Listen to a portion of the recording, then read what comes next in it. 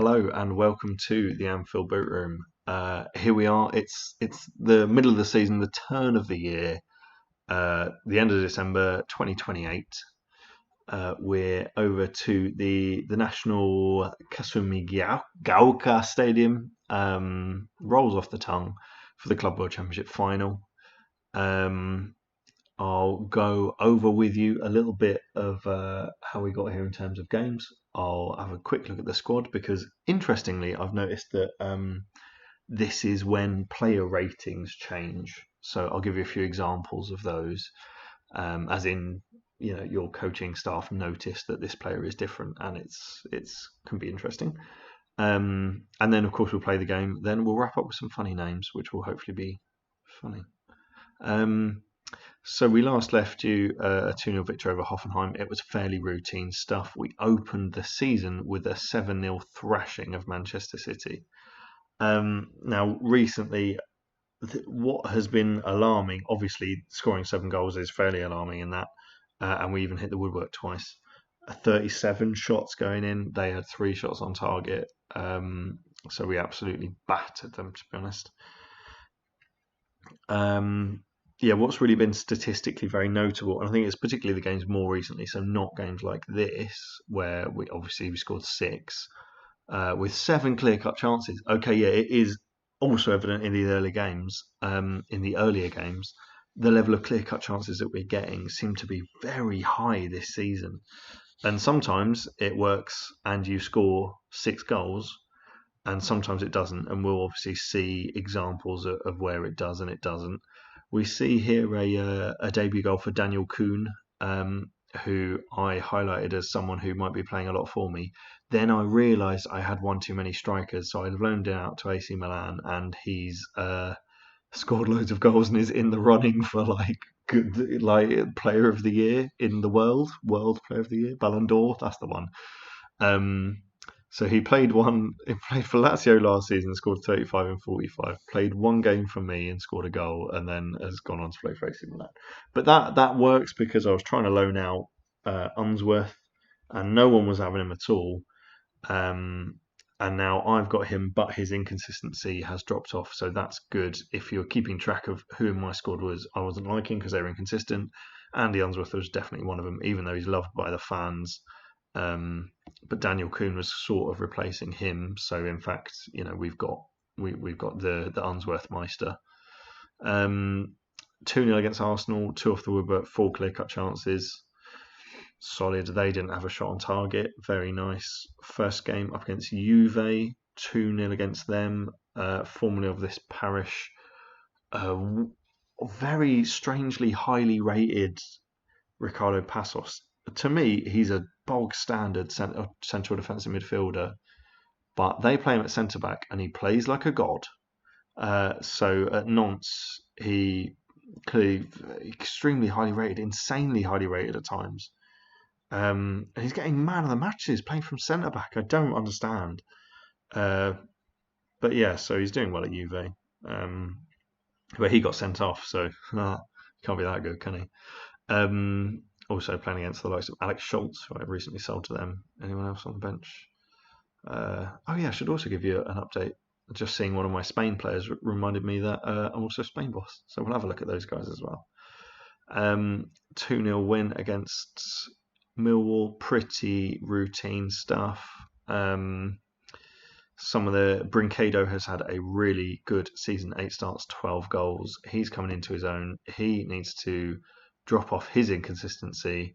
As you can see, this has recently changed. So he used to be a 2.5-star player with a black 3rd star, meaning he could get up to 3 stars. And now they're rating him as a 2.5-star world-class player. However, having said that, he's 20 years of age, so I think he can still improve. I think there's a certain nonsense when it comes to these stars that I'm starting to just make my own mind up about players, to be honest. So that was Millwall, 3-1 in the Cup. Andy Unsworth getting some games, 4 starts, 5 goals. He's pretty good. He's a good all-rounder. He always seems to score. He's lightning quick. His international scoring rate is insane. He's just signed a new long old contract, and he's 3.5-star striker. World class. Fans great affinity. enjoys big matches, has requested to leave, but we're just keeping quiet on that one. Don't worry about that. So who else we got? 5-0 against Chelsea, absolutely dominant. 42 shots, 5 clear-cut chances, 5 goals. That makes sense. And yeah, what an absolute rout. They had 1 shot on target. That's unbelievable. If you look at the possession as well, so just sorry to go back to the Chelsea game. Where's the possession? 57-43. So they've had 43% possession and they've managed to have 4 shots, where I've had 42. They've had 1 on target and I've had 25. And they've only had 1 yellow card. They've not really laid a glove on me. Unbelievable. But Chelsea are a poor side now. That's the problem. So Feyenoord, reasonable game against them. We had 9 clear-cut chances. We managed to score 3 of them, which was nice. I think they scored their first shot on target, which was on the 49th minute. But then we answered back pretty quickly through whaaaAAAT, who is actually having, to be fair, a very good season. 13 starts, 18 goals. He was quiet at the start of last season. This season, he's absolutely smashing it. So that was Feyenoord. Leeds, 3-0 win. Oh, Antonis Papadopoulos. He's played 1 game. He scored 1 goal, and it was an absolute screamer with his right foot as well, and it 1 goal of the month, which was absolutely insane. They again had 1 shot on target, so no biggie. We just, you like to think we concede very few shots on target, and we have excellent goalkeepers. So a 5-0 win here against Derby. Derby are pretty good. 4 clear-cut chances, 5 goals. Can't argue with that. But yeah, so we're basically crushing it. So Trabzonspor, we got a 3-0 win here. We do seem, also, I should probably mention, we do seem, all those penalties that weren't penalties that always got given against us. Half of this season, I think we've been given maybe 4 or 5 penalties that have been mentioned afterwards that we maybe shouldn't have gotten. I'm attributing that to incredible high pressure. So we're 1/5 of the time we're spending in their final third. So that's why that happens. It's just pure percentages, really. If you spend enough time in their box, someone's going to clip someone. 2-0 win against Nottingham Forest, an early goal, 2 early goals in fact, and then sort of nothing from then on. Managed to play George Diaz, or Diaz. He's not scored a goal yet. He scored in pre-season, but he wasn't a forward. He's learning the position, and he's become accomplished in a few months, which is really, really good. He's going to be really, really good. Hopefully you can get unsusceptible to injuries as well. That'd be pretty good. Oh God, where were we? So that was Forest. Palace got smashed in the cup. Andy Unsworth there, scoring the vast majority of his goals for the season in 1 match. 6 clear-cut chances. Oh, what a horrible stat colour. That was Palace. Then 5-0 against Orient.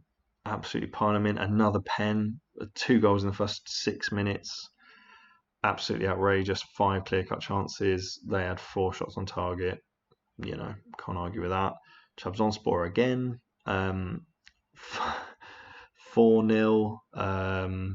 12 clear-cut chances. 12, and we've only scored 4 goals. If you maintained that ratio through the whole of the season, I don't think you would win any games. But luckily, this was all in 1 game, and we had 41 shots, and we managed to score 4 of them. And they had 2 shots on target. So, would have had to score 3 own goals.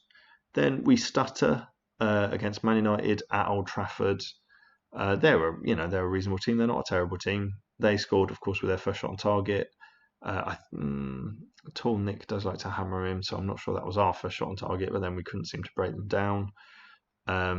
2 clear-cut chances, but they had 1 off the woodwork, so we did have more shots than them, but they were more clinical with the shots that they had. So difficult one to judge. Bit stuttering. The midfield played very poorly. I think they packed out their midfield, so that maybe explains why. I'm not really sure, but no one came on to make the difference, really, to be honest. So that was disappointing. But then we bounced back 3-1 against Everton. Sonzoni He's scored a fair few, eight starts, 9 goals. That's pretty decent. And Ipek got man of the match. He's someone who I'm hopefully trying to bring in. He's not had occasion to play very often, to be honest. But I think he's sort of like a bit of a messy shape. His mentality stat there is let down with the fact that he's not aggressive and not brave. But I'll sort of forgive him it, as seeing as he's a sort of a flighty centre attacking midfielder or striker. So he's a very creative player. We'll see. We'll see how he goes at the end of the season. It might not all be worth it, or it might be worth it. Who knows? So Juve, we go 3-0 up. We make a load of changes. They immediately score 2 goals, like with their next 2 shots, which had me worried, to be honest. But we sort of charged on and did fine. Again, 6 clear-cut chances. Very just strange sometimes. Tottenham, we've smashed them 7-1. They were absolutely useless. We were absolutely clinical. They even had more chances against us than normal teams do, but we had 6 clear-cut chances and we scored 7 goals. So another penalty. I think probably that one was justified because Tottenham were an absolute S show. Then we revisit the Champions League, 4-1 win against Feyenoord.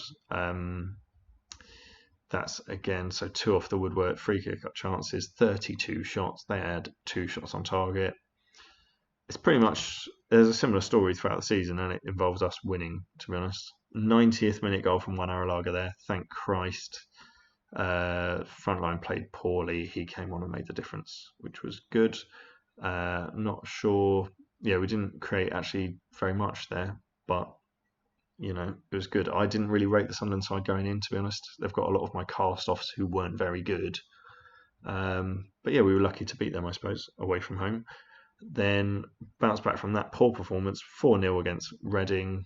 8 clear-cut chances created. Insane. It's just insane. And then obviously the Club World Championship, which is always a bit of a laugh. whaaaAAAT went absolutely insane and scored so many goals. Scored 4 goals, and Marcin Golashevsky, something like that. He's come back from injury, so he's scored a goal in coming back from injury. I think he's going to be hopefully very, very good, very, very good. And they had nothing to offer but a great named goalkeeper, Mahangwahaya. What's his first name? Mohamed Mahangwahaya. That's a great name. So we're here at the final against San Lorenzo. Argentinian team. They've got some decent players coming up, but we do have to be mindful of the Capital One Cup quarter-final against Tottenham. Although, to be fair, this Spurs side, we've already knocked in a fair number against them. Was it? Oh no, it's only the 7 this season. We've only played them once. Whereas, yeah, other teams we've knocked in more against, it has to be said. So to now look over the squad quickly, you can see my top performers if I rank it by their average rating. So obviously Wesley is my number 1. He's a star man. It's still a 2.5-star keeper, which is frustrating. I don't know what more you want from him, really. He's got at least 15 on almost every relevant stat. I think he's a very good keeper. Jorn Deckers is a very good backup. He's solid AF and concentrates too, which is good for a backup goalkeeper. They're obviously a fairly expensive goalkeeping 1-2. I could have a young upstart doing it, but I like those guys. I like those guys a lot. These guys are unregistered because you can only register a certain number for the Club World Championship, and I can't bother to register all my best players. So, for instance, Dirty Sanchez missed out, and I don't think he even complained. I think some other upstarts complained. But Dirty Sanchez has been brilliant. He's a great player. Strong Pete, Nero, Philip Hartwig has been playing very well, despite the fact that he doesn't look very good, but apparently he is going to be good and is fairly consistent. He enjoys big matches. He is slow. I don't know if I'm training him on pace or the whole thing. Yeah, he does. He needs to get better at the whole thing, to be fair. I think he may have to go out on loan because unless he gets proper first team football, he's not going to improve that much. Vachka is unfortunately injured. He's a good player. Little Alagai is really, he's 17 years of age. He's good already. He's like pretty solid already. He's a good Premier League defender already. He started in some reasonable games, and every time I just focus in on what he's doing, he always does it flawlessly. I'm really looking forward to his development. And it was funny because he was playing the other day and he got injured, and George Alagai had to take his place. So it was big Alagai replaces little Alagai. Donetsk is getting unhappy because he's not played many games. Balladini is still coming on. I think he's still rated to be very, very good in the future. So we'll keep him hanging around. Hopefully he can become homegrown, for instance, and we can send him off on loan to get some proper first team football. He is a wonder kid. He's not yet homegrown. Unlike Bertie Sade, who is a great, great player already. At the age of 19, the scouts have just decided that he's not going to improve, but he is world class. So, sort of weird messages there, to be honest. I think he is going to improve because he's 19 years of age. I think he is homegrown. So he's now homegrown. So next season he will be out and hopefully playing 50 games for AC Milan or someone like that. But for now, he's playing really well for me. The other guy that I've brought into this position, Fidel Castro, I'm training him, and he's got to accomplished already, which is pretty good. They say before he was a 2-star with a black 3rd-star player, he's now a 2.5-star world-class player. Even though, again, he's 18, so the fact that they're saying he's not going to improve, I think is insane. But he's going to learn the position, he'll get better. I look forward to him. And he has to stay at the club because he's only come in recently.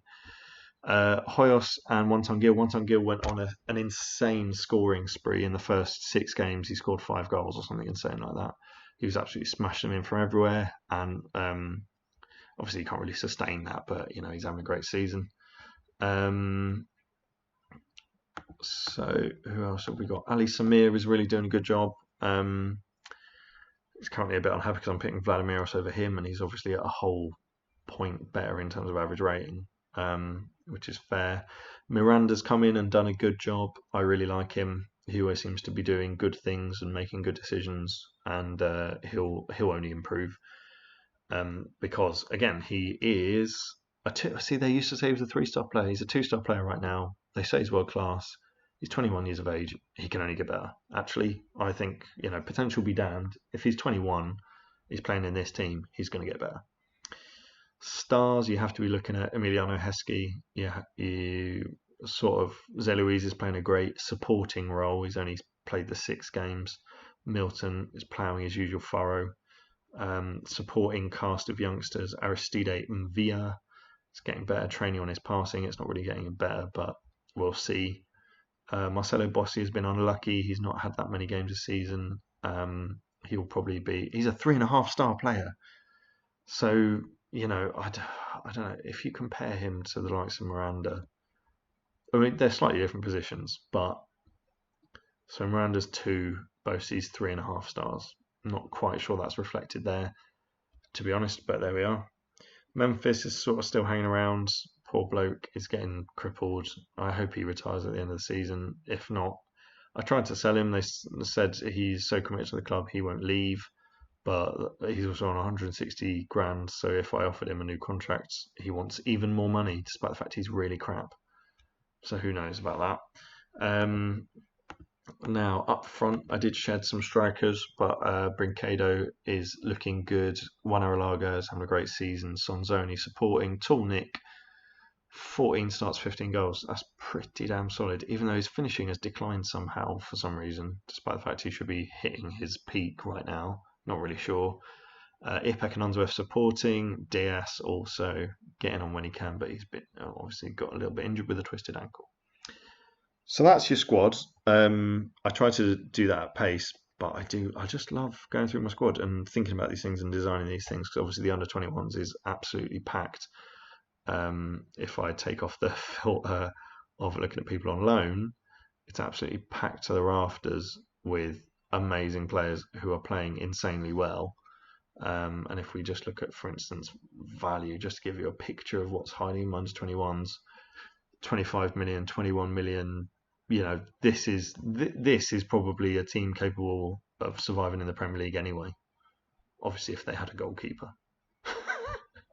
But yeah, that's a perfectly good Premier League team right there, and they're all out on loan. But hopefully, oh yeah, Turkish Bay, he can go and goal. You know, they're hopefully doing what they can. So that's run through the games, run through of the players. This cup final team, it's a sort of Little Allago and Hartwig start alongside Strong Pete. So I'm basically lining up to play a proper full team against Tottenham, so I don't get knocked out of that cup. Sade and One-Time Gill are sort of mixing experience and youth. So Miranda with backup Zelouise, but first team Emiliano Heskey, and Arrillaga, who's just getting match fit, and Brinquedo, who's been playing really well. Tornik and Sonzoni on the bench, just in case anything should go wrong. So Milton on the bench as well as Goloszewski. So, you know, Arrillaga. Oh, did I show you this? Yeah, he went mental and scored 4 goals, and he was man of the match. He got 4 goals and 1 assist. He got taken off at half time because I didn't need him anymore.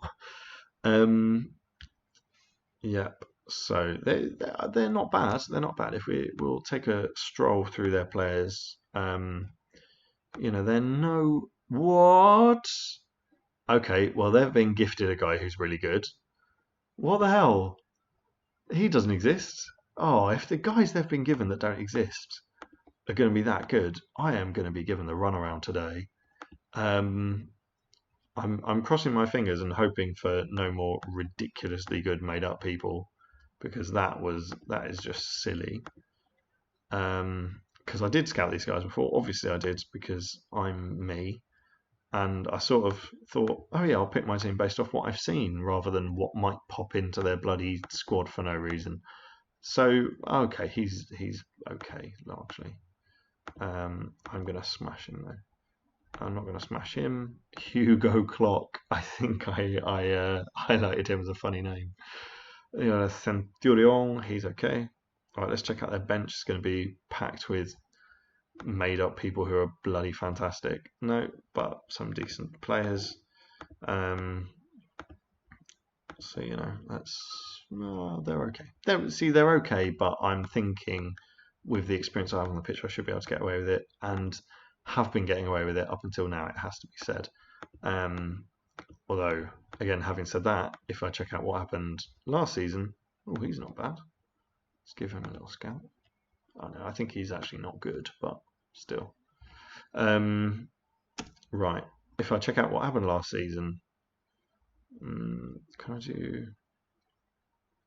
No, okay. For the fans? Okay. For the fans that have travelled over to Japan. Cool, right. So yeah, last season I sort of got to this sort of stage. I've been doing really well, and I got a bit too big for my boots and started starting like 5 or 6 17-year-olds in league matches. And basically that way lies defeats. And we don't like defeats as, get it? Yes. Right, 4 minutes, we're 1-0 up. Solid. That was a good strike there from Brinquedo. Cut in and hammered it. Keeper, Clock got in the way. Hugo Clock. Anyway, so yeah, I'm trying not to get overconfident. Although obviously going 1-0 up in 4 minutes is sort of undermines that, because I'll get confident again. Good block there. See, solid defensive duties. Brilliant from Miranda. What a tackle! He's 6'3". He's a 6'3" tricky winger, which I always find interesting. I've produced a few of those actually. One of them plays in my Spain squad, called Teletexter. Oh, yeah, I didn't go through that Spain squad, did I? I'll tell you what, I'll go through the Spain squad at half time, because then we can mix slightly dry squad and game explanations with some actual games. Oh, Arrillaga there with a chance. Decent. Okay. We're doing first 15. We're not doing bad. Miranda there, solid. Wesley pumps it over. Sade should have the vision, puts through to Brincado. What can he do? One-time Gil, Zé Luís get on side Arrillaga. Arrillaga did get on side. They played him the ball and a little switch finish into the bottom corner. Lovely stuff. So he was offside. He buggered off, then he came back on. Zé Luís backheeled it to one-time Gil, who telepathically played it through to Arrillaga, who just pinged it into the bottom corner. That's lovely stuff. So now 22 minutes in, and that was a clear chance there from Miranda. I wonder if he can bring goals into his game as well. That'd be quite good.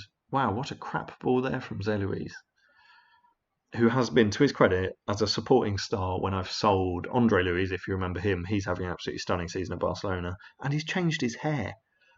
He used to have hair, and now he doesn't have any. I checked on him the other day. But yeah, he's having a stunning season. Zé Luís, who's sort of, I kept instead of him, has, when called upon, he's been very good.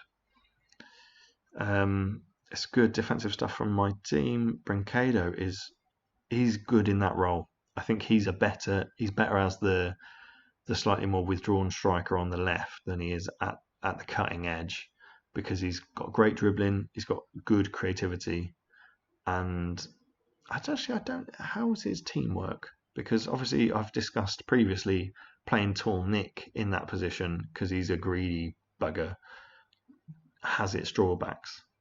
Although tall Nick scores a lot of goals, so you can't really take it away from him. And Arrillaga's having a great start to the season, so it's difficult. Right, can we stop this play? And I want to check out Brincado's stats, but we'll score in the meantime, sure. He hasn't quite got that cutting edge yet. He's getting there. Right, Brincado. Okay, not quite the teamwork, but definitely the vision and the passing, which is good. Although he is good in the air. He's a good all-rounder, and I like the fact that he's got 17 on decisions. He's not got the anticipation, unfortunately, but he's got strength and pace, great technical ability, great finishing ability. If his inconsistency can drop off, he will really be very good. Right, so we're 2-0 up.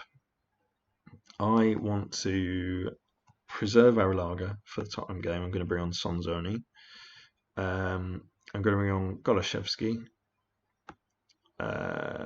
for little old Heskey here. He can learn to be a right winger, even though he's a left winger currently. Actually, no, I'll tell you what, I'll just swap that because it's a cup final. Try and keep teachable moments to a minimum. And probably later I'll try and bring on Fidel Castro for one-time Gil to preserve him a bit. And that'll be about all, I think. Right, you might be winning, but don't let your levels drop. Zé Luís, shut up. Stress head. I'm just going to calm you down. There you go, good lad. And yeah, the job should be a good one. Even the subs are excited to be getting on in this cup final. So that's good. And we'll see now, hopefully. Oh, Sade. Decent strike. Right, Zé Luís, play it back out. Better ball this time. Hartvig, not on it. Zé Luís, that was probably a shot, but Strong Pete got in the way. Fine.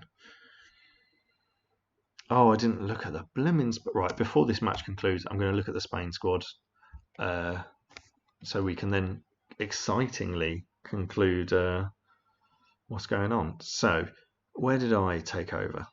So they lost at this stage. I then took over in my first game. Oh yeah, this was where I reshaped the team and gave everyone their debut. So Sebastian Ramon scored in his debut. Oh, is it going to go back to that every time? Right, I'm going to go on here then. Rafael Lopez, I think that was maybe his second or third appearance he scored. Mark Leon, I think it was his third appearance and he scored. Spanish Sergi scored in his debut, and Sesma, I think it was his second or third as well. So basically the whole squad, it was Ponte's debut, Gil's debut, any more Christian maybe?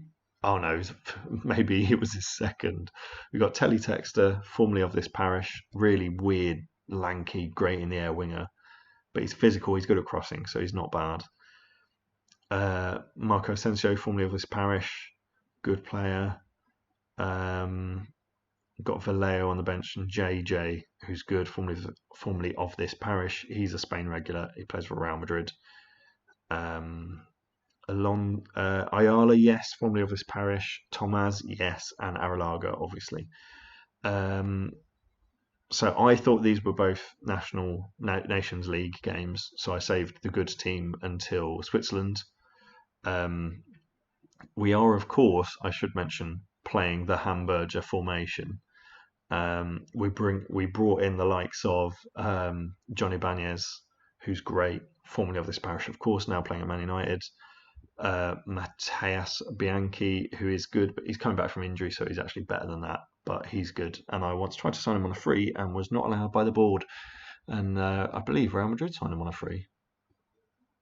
Yep, annoyed. Tomás, who got bought by City for 58 million and then dropped by City, and his form has led him to be put forward as one of the players of the year, which of the season so far, maybe, which is silly from them. Palacios, I've once missed out on, so he's a very good player. 6 goals in 12 games. For Spain, he's not at all bad. He's an absolute battering ram up front. The defence and the defensive midfield are in slightly more. They've got slightly more issues, to be honest. But there we are. Going forward, we should be a force, whereas at the back we're not quite as sure. So this 1-1 draw against Scotland, we absolutely dominated. 7 clear-cut chances, 2 off the woodwork. Very frustrating to draw that. Scotland are quite a well-rated team, though. They're now 13th, but I'm sure they used to be 10th. Smashed Albania again. I'm sure, is that another debut goal? That's another debut goal. I just pick him out. Like this guy, he's on good form, and he's never played for Spain before, never even got near the squad. I thought, you know what, he's pretty good. I'll put him in. Beat Uruguay, was very happy to do that with a scrappy. We got someone sent off and then a scrappy last-minute goal, which was an own goal. But that was pretty good, and we saved it up for vengeance on Scotland again, which was a fairly even game, but we were glad to get the best of it, to be honest. They probably should have won, you would argue. But Spain with a very un-Spain-like performance, so I'm happy with that. Obviously, they're getting used to my tactics, and I'm seeing who's best where and that sort of thing. We've got one great centre back, of course, formerly of this parish, coming back from injury. So I don't know when the games are coming up next year. We've got a friendly in against Cyprus, so that should be pretty fine. But yeah, I don't know when the fixtures are, but hopefully we can get a good team going. So that's your update on me as Spain manager. We've managed to obviously remain unbeaten and rise to second in the world after England, the old enemy, as we can now refer to them. Since I applied for a job there, they said, yes, come and have a job. And I went, yeah, great, okay, cool. And they appointed Pep Guardiola. Absolute idiots. And of course, I supply their team with loads of good players. So I'm super annoyed, really, to be honest. I love developing English talent. Oh, that was nearly a goal from them. And I would love to be the one benefiting from that English talent being in the England team, to be honest. But I develop Spanish talent as well. It's no problem. No problem, mate. So Fidel Castro is coming in. We're sort of coasting at 2-0, which is not very exciting. But, we've got, my central defensive midfield pairing. He was offside, wasn't he? No, he's not offside. Oh, wow. I'll have to look at the replay there, because I thought he was miles. Who was playing him on then? Oh, the fullback. What? One of the fullbacks, it must have been. Sonzoni comes on, scores a goal. That's what you want. Brinquedo with another assist. Great. Considering the defence we're playing, one of them's 17, one of them's 18. The central defensive midfielders, they're what? Was it 19 and I think they're both 19 actually. One of the strikers is 20, but obviously he's had a good game. I don't think he's scored yet actually, but hopefully he will. 3-0, pretty happy with that, to be honest. If we can get another one, that would be nice. See, we're 3-0 up, 5 clear-cut chances and 1 off the woodwork. So, You know, it could be even more. And they've had 2 shots on target now. Oh, Brinkado has got 1, so that's good. I can remember. Oh, Wesley, good save there, mate. Good save. Right. Oh, bugger, Zé Luis has got injured. That's a shame. A stick. Fidel Castro in that attacking slot, bring Sade central and get Zé Luis off. I often find switching to switching to the diamond in midfield is better than not having an attacking midfielder at all. Whether I'm defending a lead or chasing a game, to be honest, I don't know why. It just seems to help. And the single the single central defensive midfielder with in front of a back 3 seems to just about survive. Whereas creatively we're much worse without that centre attacking midfielder. Brinkado making it look simple as anything. Lovely ball by Fidel Castro, showing his flexibility there. He passes it back. Sade, he creates the angle. Look at that. He's found a pocket of space on the edge of the box. Takes a touch and tucks it in the corner. It's genius. 4-0. And, you know, done a good job. If we can get another one, that'll be the icing. But let's not worry too much about that. 4-0 victory. You know, reasonable for the fans. I think that's the first thing I've ever seen Little Alagai miss. And you know, he's not great at playing out from the back. No one said that.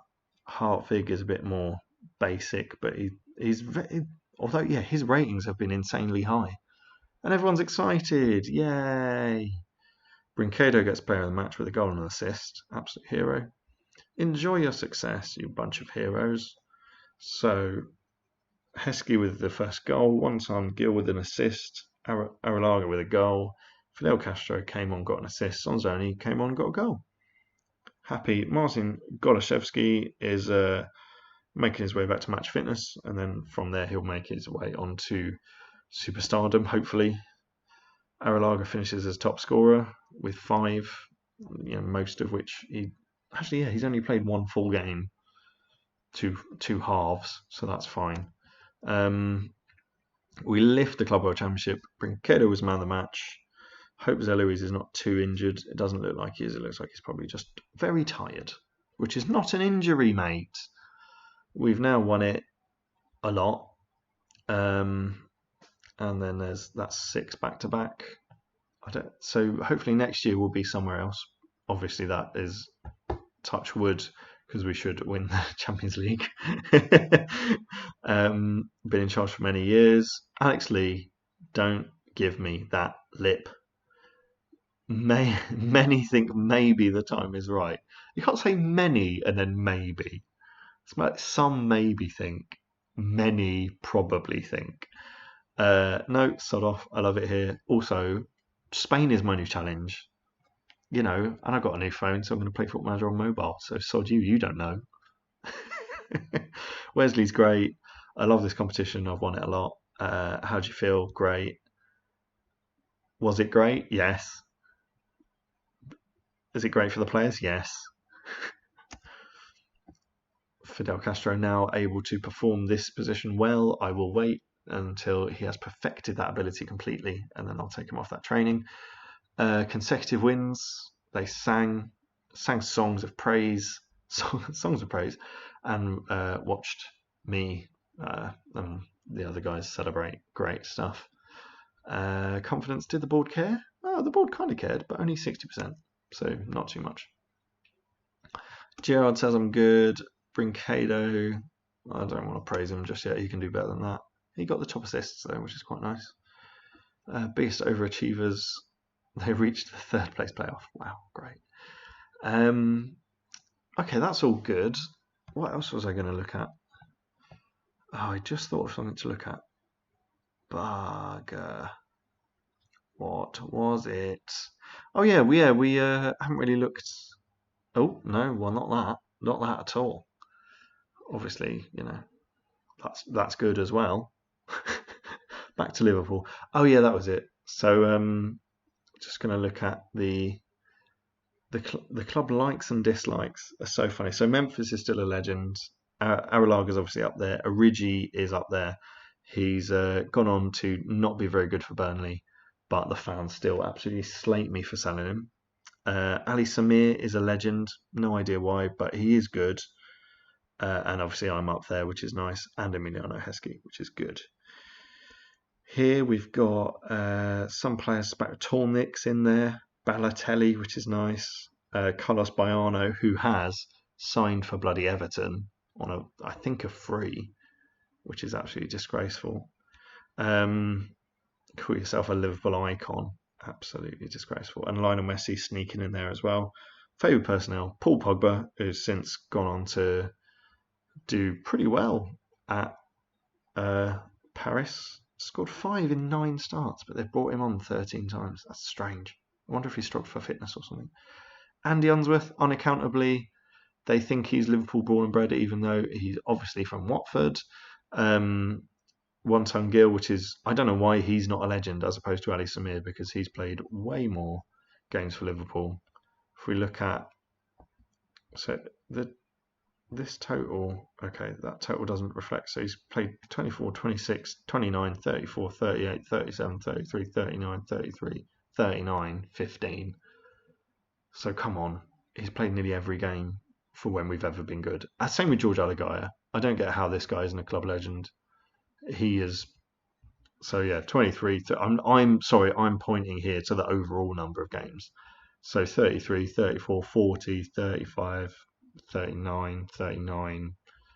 He's playing every game. Emprenera obviously he's only 25, but still, I spotted him from early on. This was when I started spotting people and realising that they should be playing first team football. I was playing first team football from about the age of, that must be 17 or 18. Which is hilarious. 25 starts. And look how good he is. Insanely good. The only thing is he can't jump. I think I train him on jumping, but he gets annoyed. Yeah, he does get annoyed. Feels the individual training he's been in search for is not going to produce any more results. Because at the age of 25, he just thinks he can't jump any higher. Well, you're wrong. You're basic. Another exciting thing was I've had a board takeover. I've now got Samuel L. Jackson. After ages and ages of rumours, Sam Jackson has taken over and feels he will never leave the club of his own volition. The first thing he said was, "Oh yeah, there won't be any new funding, so don't worry about that. But it's okay because I've got a $1.3 billion budget, £1 billion budget." And obviously $5.5 million to spend on wages a week. Of that, I've got like $1 million left over. Although I can switch it about, but I'm waiting until I need to because I've made that mistake in the past. Right, what was the last thing to look at? So probably scouting, and let's have a little skim through for some funny names. Osad Chuck. I'm actually signing him because apparently he's quite good. I think there are just a lot of players that I'm getting here, so you'll have to forgive me if they're not all hilarious, and I have to skim a little bit to find the ones that I recognise. Skimming all the time. Jesus, what's going on here? All these poorly rated people. Anyway, I'll come to that. It's all part of my my initiative to keep my shortlist. People are not on it for year upon year. They're on it for like 6 months max. So they're constantly getting scouted, and I'm refreshing my knowledge on all of these people. So I think that's better. There we go. We're kicking off here with Nuriagdi Magdiou. Hi, my name's Nuriagdi Magdiou. I'm Turkmenistani and I play for Elton Asar. Yeah, he's what a weird guy. Wang Hao. Yep. Oh yeah, just because there's Wang in there, so don't worry about that. Jimbo. I'll just call him Jimbo. Let's be honest. Xing Peng. Peng. Don't know if you're familiar with this urban language of the early 2000s, but yeah, it's nice. Alcohol, I thought was like a chemical formula. So it's like gold, potassium, something. Farhad Al-Nubi. I think that's funny, personally. Right, Junkie Nakagawa. That's funny because his first name Junkie doesn't make sense, does it? Yeah, and then we've got Ludwig Klang. I bet he makes a noise. I don't know. Sorry for the shit banter. Right, who else have we got? Yeah, Victor Rabanantoandro. Victor Rabanantoandro. He plays for Knapus Sport. He is, of course, Madagascan. Not no Malagasy, as I found out, is I think I've probably ranted about this before because this would be the only forum in which it's acceptable to rant about whether someone is Malagasy or Madagascan. But Malagasy is sort of ethnic group of Madagascar and also the language. So, Football Manager, do your research. There is Ambassador Asmarom. Ambassador Asmarom. He plays for the Red Sea. He is, of course, Eritrean. Plays for the Red Sea. That's got to be a fun club. And then yeah, you've got Michael Tesfagiorgis. Oh, Michael. So his name would be Michael O'Michael, and he should be playing for Shamrock Rovers. But his name is Michael Tesfagiorgis O'Michael, and he plays for it looks like Adults Club. It's a Doulis club, again in Eritrea. But is he from somewhere? Outspoken, volatile, and confrontational. Yeah, have you seen his name? Of course he bloody is. He's probably well, I was going to say he's probably short and ginger as well, but he's not, and that casts aspersions on short ginger people. So I'm not going to do that. Benjamin Agblexo. Agblexo is such a confusing name. It's a challenge to all young Northerners who want to go to grammar schools. Bright are you? Bright are you? Anyway, I don't know. Grammar schools in my area, just to make it clear, they're not a paid thing; it's a test thing. So that's not a classist comment right there. That's just a intelligence based. Oh crap! Keep digging, Jesus Christ. Let's take the pee out of some more really base, ridiculous names, shall we? Yes, please. So you've got just I'm signing a lot of players. It is a bit of a worry. I will check afterwards how many exactly I am signing because that seems like too many. Azul, I found that quite funny because obviously it just means blue. So the guy's name is Blue. I don't know if he's particularly depressed or anything. No, his name's Thomas de Oliveira Carli. So yeah, but he's just called Blue. Richard Dias, which I initially thought was the thing, but it's actually Robert Dias. But yeah, I thought that was really funny that Richard Dias is so close.